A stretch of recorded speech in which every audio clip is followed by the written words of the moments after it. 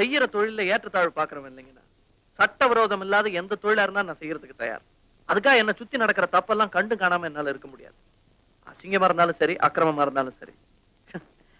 கொஞ்ச நாள் நான் இந்த ஆட்டோ ரிக்ஷா கூட ஓட்டிட்டு இருந்தேன். அதான் ஃபட்ஃபட்டி. சரி, ஆட்டோ ரிக்ஷா ஓட்டுறவன் முன்னாடி ரோடத்தானே பார்க்கணும். ஆனா அந்த பாழா போன கண்ணாடியில பின்னாடி நடக்கிறதெல்லாம் தெரியுதே. எவனோ தள்ளிட்டு வந்திருக்கான். சரி, நமக்கு என்னன்னு சும்மா இருக்க முடியல. நேர போலீஸ் ஸ்டேஷன் வாசல்ல கொண்டு போய் வண்டி நிறுத்திட்டேன். அப்புறம் என்ன, அந்த ஆள் மேல கேஸ் எல்லாம் போட்டாங்க. ஆனா அடுத்த நாளே ஆட்டோ ரிக்ஷா முதலாளி என் சீட்டை கழிச்சுட்டான். சரி, பப்ளிக் கான்டாக்ட் இருந்தா தானே இந்த வம்பெல்லாம் சொல்லி பிரைவேட்டா ஒரு இடத்துல டியூஷன் சொல்லி கொடுக்க ஆரம்பிச்சேன்.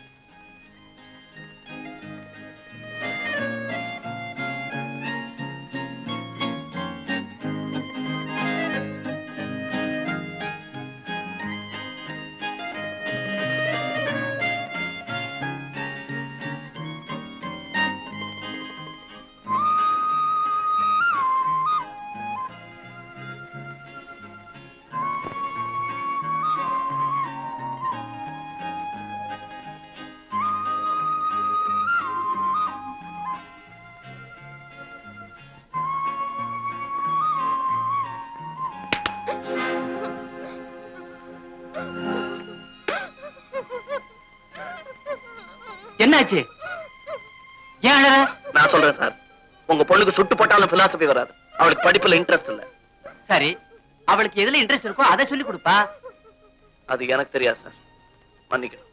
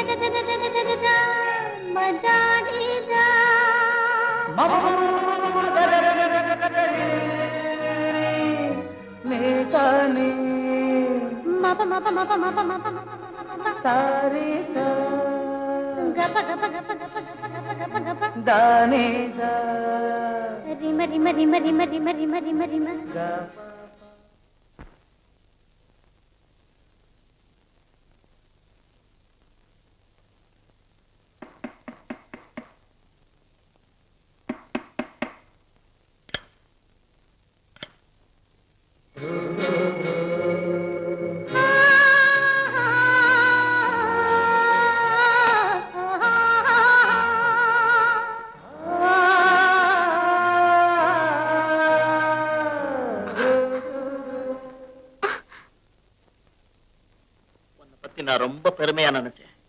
ஆனா நீ ஒரு மூணாந்தர பேசி மாதிரி நடந்துட்ட. இந்த பாரு, நீ உடம்புல ஒண்ணுமே இல்லாம வந்து நின்னா கூட அதை பார்த்து பயங்கரமா நான் இல்ல. Don't take me for a sex-starved idiot.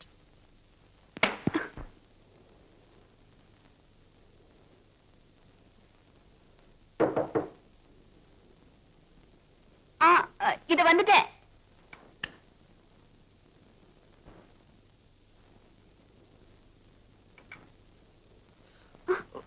Sorry, குளிச்சிட்டு இருந்தீங்களா? நான் அப்புறமா வரேன். ட்ரெஸ் பண்ணிக்கிட்டு 2 நிமிஷத்துல வந்துடுறேன். இல்ல, நீங்க உட்காருங்க. பரவாயில்ல, நான் அப்புறம்.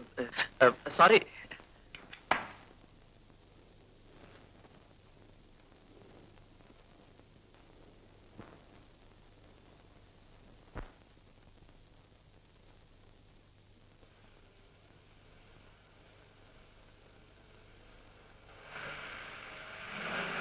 டிரைவர் पीछे जाओ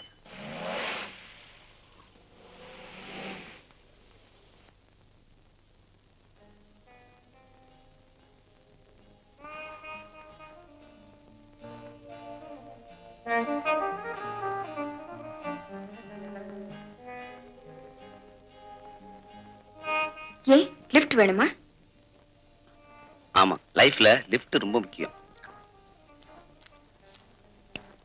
சாப்பாடு நல்லா இருக்கா?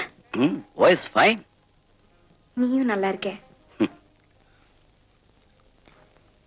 நாளைக்கு லிஃப்ட் கிடைக்குமா? மெனுவா இருந்தாலும் சரி, மென்னா இருந்தாலும் சரி, தினமும் சேஞ்ச் இருக்கணும் எனக்கு. सब चलो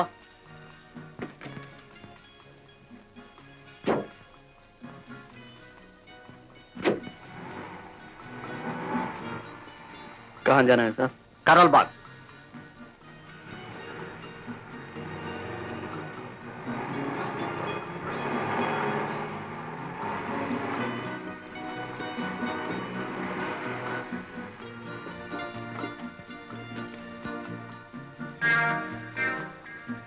ஏங்க திரும்பி எப்ப வருவீங்க? बिरला मंदिर எல்லாம் போயிட்டு 2 மணி நேரத்துல வரேன். Good luck. चलो டிரைவர்.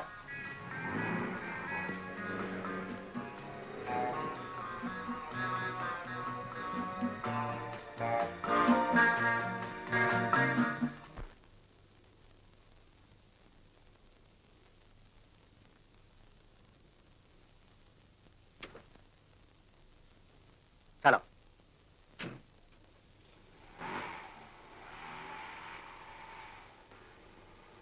போன காரியம் என்னாச்சு? காயா பழமா? நான் போனா பழம் இல்லாம எப்படி? கான்ட்ராக்ட் நமக்கு கிடைச்ச மாதிரி தானே? என் முன்னாலே ஃபைல்ல கையெழுத்து போட்டானே. அப்படியா? ஆனா மிருகம் பா 10 லட்சம் ரூபாய் கான்ட்ராக்ட் ஆச்சுன்னு எல்லாத்தையும் பொறுத்துக்கிட்டேன். How do we lose, ராஜாதி? தமிழ்லயே இருக்கட்டும். நான் செஞ்ச புண்ணியம் தான் இப்படி ஒரு மனைவி கிடைச்சிருக்கேன். என் மூலதனமே நீதானடி ராஜா. சரி சரி.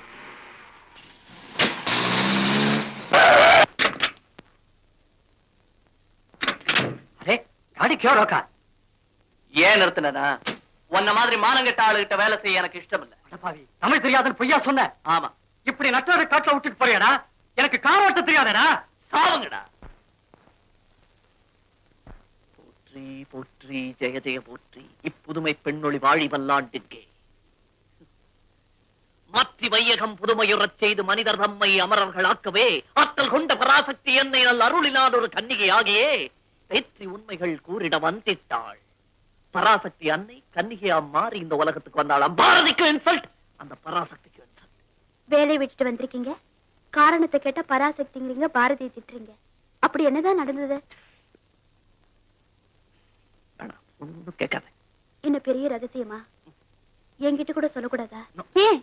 Because it is shit.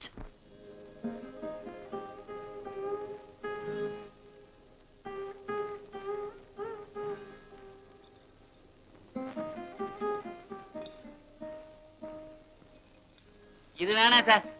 இல்லப்பா, இது நல்ல புத்தகம். பாரதியார் கவிதைகள். என்ன பாரதியார் கவிதையா? அது படிக்கத்தான் நல்லா இருக்கும், மடிக்க உதவாது. அப்பள மாதிரி நொறுங்கி போகும். வேற ஏதாவது கொண்டாங்க.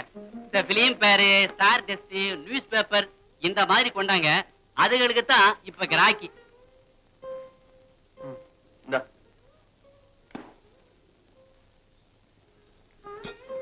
இதை நீ சும்மா வச்சுக்க. அட இது எதுக்கு சார்? 4 கிலோ 3 ரூபாய் தரேன். அப்ப கிலோ 3 ரூபா தானே? 8 நாளா சார் கொடுக்கணும். நம்ம ஊர்க்காராச்சான்னு 3 ரூபாய் தரேன், இந்தாங்க.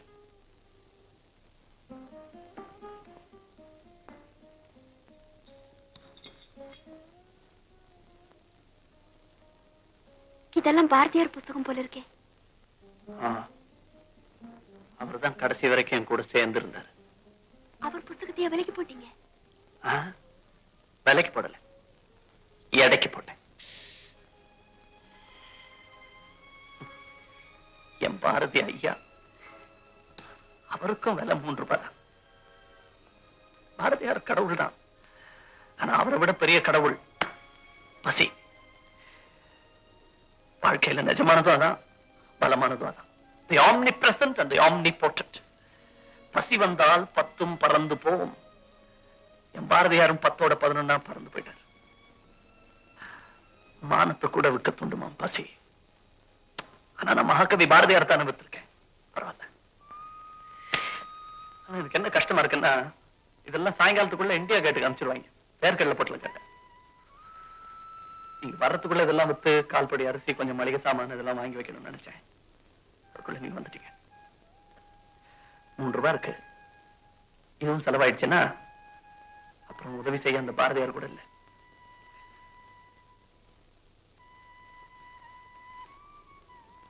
எங்க அப்பா கூட வீராப்பா சண்டை போட்டுட்டு வந்தேன். தனிச்சு வாழ்ந்து காட்டுறேன். எப்படி வேணா வாழலாம் நான் நினைச்சிருந்தேன்னா எப்படி இல்லாமோ வாழ்ந்திருக்கலாம். ஆனா இப்படித்தான் வாழணும்னு நினைச்சேன். அது முடியாது. இந்த நாட்டுல முடியாது.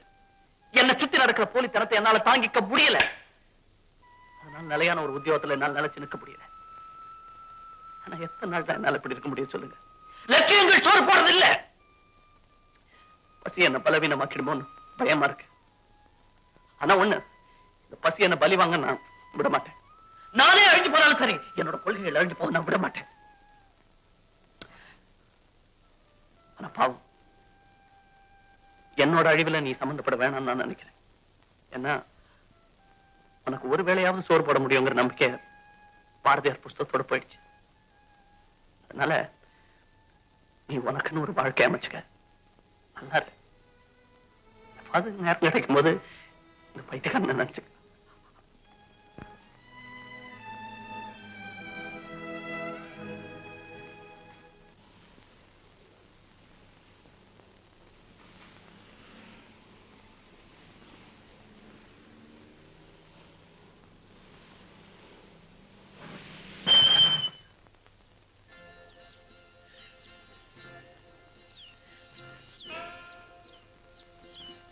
யார் அது டியர்? 1 minute darling.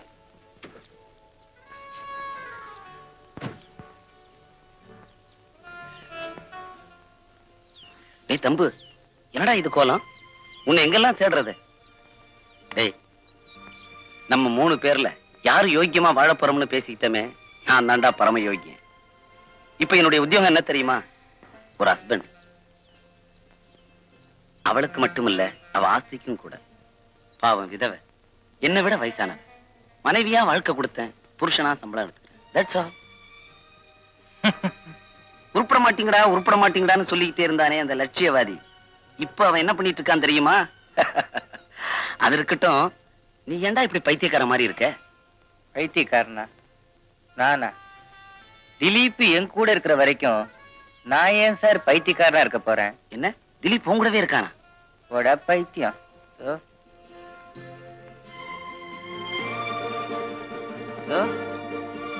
என்னடா உடம்பு பூரா பச்சை குத்திட்டு இருக்கியா? சர்வம் திலீப் மயம். இப்ப தாண்டா புரியுது. வாங்க டியர். இதோ வந்துட்டேன் டார்லிங். பழகுன தோஷத்துக்கு 10 ரூபாய். என் பேரை சொல்லி ஒரு ஃபுல் மீல் சாப்பிடுறா. சந்தோஷமாயிரு. என்ன வரட்டுமா? எதுக்கு டியர் அவனுக்கு 10 ரூபாய் கொடுத்தீங்க? இல்ல, அவன் வந்து பைத்தியக்காரனுக்கு 10க்கும் உனக்கு வித்தியாசமா தெரிய போகுது. அதானே.